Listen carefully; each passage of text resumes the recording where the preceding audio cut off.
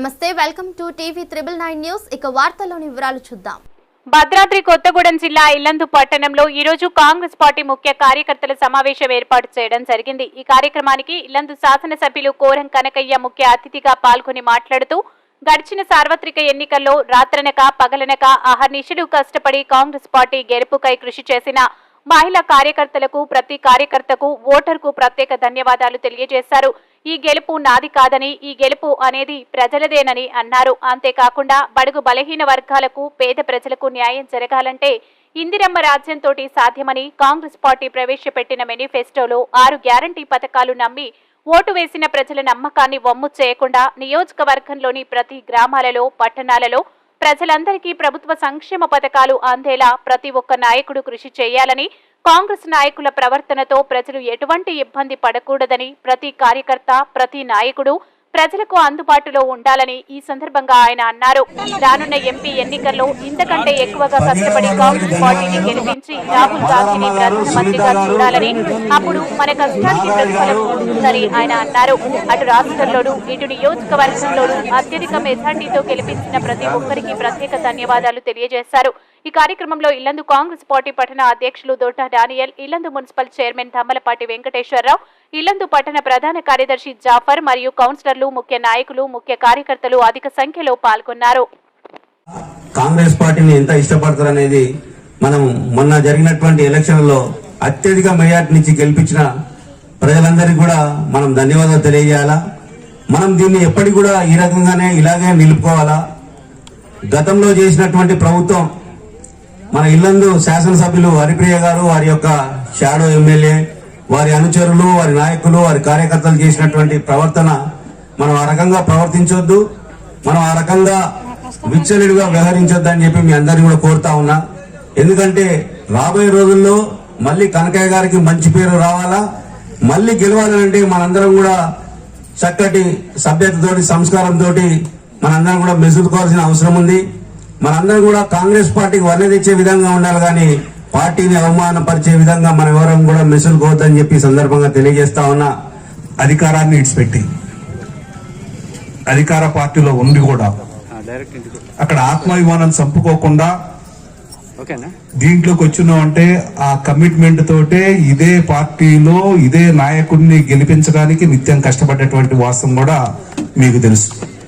మరి ఇన్ని రకాలుగా ఉన్నటువంటి మనందరం కూడా భవిష్యత్తులో రాబోయేటువంటి ఏ ఎలక్షన్లు కావచ్చు, గత ఎన్నో సంవత్సరాలుగా పార్టీ కోసం కష్టపడుతున్నటువంటి సైనికులు లాంటి నాయకులను కూడా కాపాడుకోవాల్సినటువంటి బాధ్యత ఇక్కడ ఉన్నటువంటి నాయకత్వం మీద ఉందని చెప్పి నేను తెలియజేస్తా ఉన్నా. ఎందుకంటే చాలా మంది ఏమంటున్నారంటే ఇప్పుడు వచ్చి ఆ రోజు కనకన్న గెలుపు కోసం మేము సహాయం చేయలేకపోయినాం, సైలెన్స్ గా ఉన్నాం అంటున్నారు. వాళ్ళని అట్లే సైలెన్స్ గా ఉంచుదాం.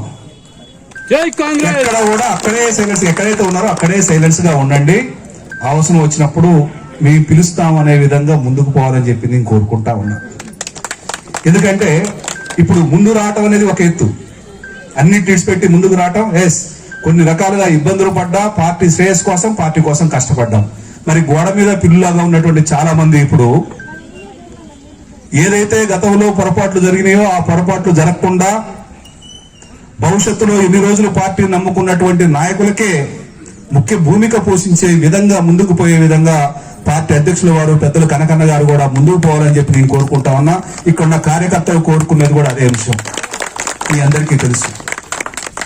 ఎందుకంటే సరే ఇన్ని రకాలుగా వచ్చినప్పుడు రకరకాలుగా ఉంటాయి. నిన్నగాక మొన్న ఈయన వచ్చాడు, ఆయన వచ్చాడు, ఈయన వచ్చాడు అని చెప్పిన ఎవరు వచ్చినా అందరం పనిచేసింది కాంగ్రెస్ పార్టీ కోసం, కనకన్న కోసం మాత్రమే తప్ప ఇక్కడ వర్గాలకు కూడా తావులేదు.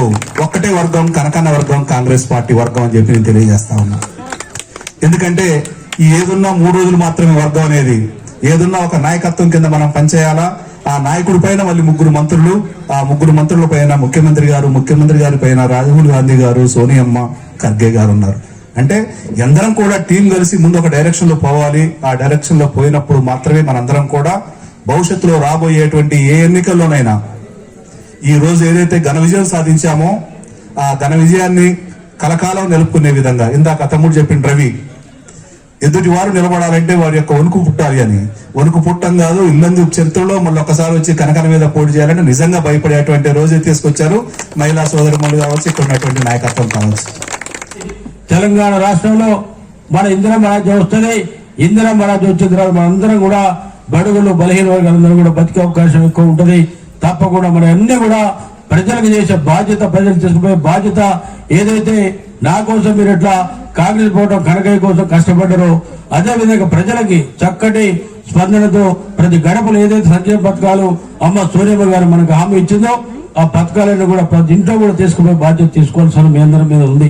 ఎందుకంటే ప్రతి గడపలో ఎవరేంటి అనేది మీకే తెలుసు, మాకంటే ఎక్కువ. ఎందుకంటే గడప గడప తిరిగి గడప ఉన్నటువంటి పరిస్థితులు, వారికి ఇవ్వాల్సిన పథకాలు, ఏం అవసరాలు ఉన్నాయో, ఉద్యోగాలు ఎవరికి లేని కూడా ప్రతి ఇంట్లో కూడా గవర్నమెంట్ సర్వే కంటే ఎక్కువ గొప్పగా మీరు తిరిగినటువంటి పరిస్థితి మీ అందరూ తెలుసు. కాబట్టి రాబోయే సంక్షేమ పథకాలన్నీ కూడా ప్రతి ఇంటికి, ప్రతి ఇంట్లో ఉన్నటువంటి సమస్యలు, అంగన్వాడీలు ఉన్నటువంటి వారు, కుంటివారు, గుడ్డివారు, ఎవరికి పెన్షన్ రాలేదు, ఎవరికి ఇల్లు ఉంది, ఎవరికి ఇల్లు లేదు అనేది ఒక కార్యక్రమం చేపట్టి ఇప్పుడే డానియల్ గారు చెప్పారు.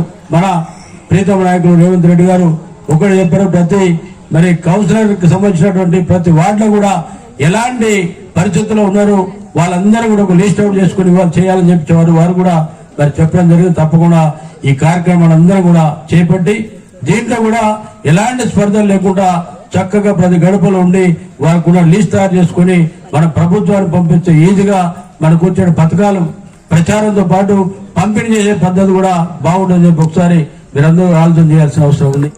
కొత్త వారిని ఎవరు చేర్పించుకునే ముచ్చడం లేదు. ఎవరైతే కష్టపడ్డారో వారికి ఫస్ట్ ప్రియారిటీ ప్రాధాన్యత ఉంటుంది. దాంతో పాటు ప్రతి ఒక్కరు కూడా ప్రజల్లోకి వెళ్ళాలి, జనాలకు వెళ్ళాలి, జన సమస్యలు తెలుసుకోవాలి, జనాన్ని కాపాడాలి. మనకి పవర్ ఇచ్చారు, మీరే ఇచ్చారు, ఆ పవర్ మీకే ఉండాలి.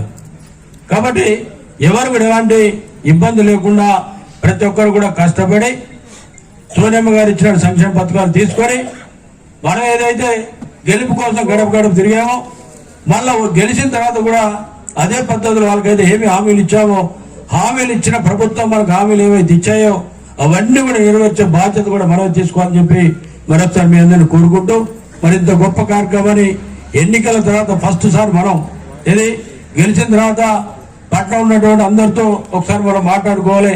మాట ముచ్చట చేసుకుంటే మనకున్న ఇబ్బందులు, సమస్యలు తెలుస్తాయి. ఆ ఇబ్బందులు తీసుకొని పరిష్కరించుకొని ప్రజలకు ఏ సంకేతం పంపించాలి, ప్రజలకు ఏం చెప్పాలి, మనకు ఓటు వేసిన వారు ఎలా కాపాడుకోవాలి అని చెప్పి ఒక ఆలోచన చేస్తే బాగుంటుందని చెప్పి మన అదేవిధంగా డానియల్ గారితో, డివి గారితో మన టీం అందరూ, మన సామాన్య గారు, సూర్యం గారు, టోటల్ గా మిత్ర బృందం అంతా కూడా కూర్చొని మాట్లాడుకుని కార్యక్రమం ఏర్పాటు చేసుకున్నాం. తప్పకుండా ఎలాంటి ఇబ్బంది లేవు. ఏ ఇబ్బంది ఉన్నా కూడా మీ అందరూ మాట్లాడుకోవచ్చు, లేకపోతే నాకని చెప్పొచ్చు. పరిష్కరించే మార్గం మన దగ్గర ఉంది. ఇబ్బంది పడే అవకాశం లేదని చెప్పి మరొకసారి విజ్ఞప్తి చేస్తూ సెలవు తీసుకుంటున్నా. జై కాంగ్రెస్. ఆకలి అయితే గట్టిగా అంటారు. జై కాంగ్రెస్. మరిన్ని వివరాల కోసం చూస్తూనే ఉండండి TV9 న్యూస్.